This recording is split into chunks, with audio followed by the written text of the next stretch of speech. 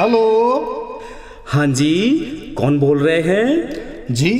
जी मैं सोनोटेक से शैलेंद्र प्रताप बोल रहा हूँ। अच्छा, तो आपके पास फोन मिल गया। मगर आप कौन बोल रहे हैं? हम कौन बोल रहे हैं? हमें सारी दुनिया जानेगी, हमें कौन नहीं जानता है। और बताएं, कान जरा ध्यान से लगा कर रखना फोन पर, क्योंकि इस बार हरिद्वार से हमारी झांकी आ रही है नैनो कार में शिव पार्वती के साथ। और तुम भी सुन लो कान लगाकर और सारी दुनिया को सुना देना। जय भोलेनाथ की, जय भोलेनाथ की, जय भोलेनाथ की।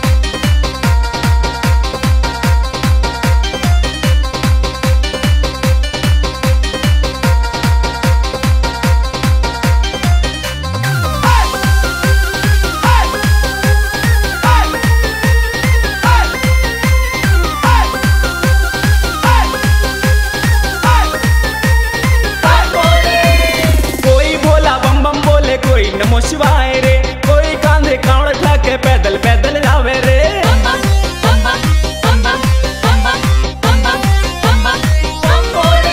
हाँ, कोई बोले बम बम बोले, कोई नमः शिवाय रे, कोई कांधे कावड़ उठा के पैदल पैदल जावे रे।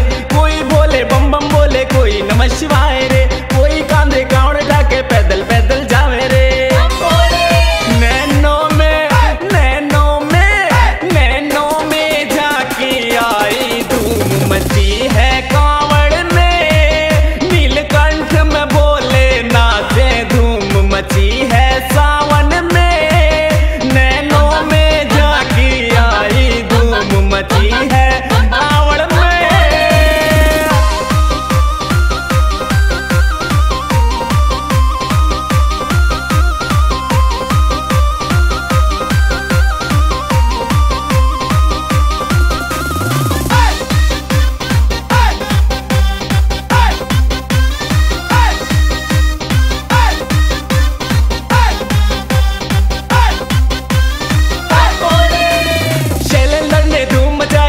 दुनिया सारी रे, होगा खुश मेरा भोले बाबा तारी दुनिया सारी रे।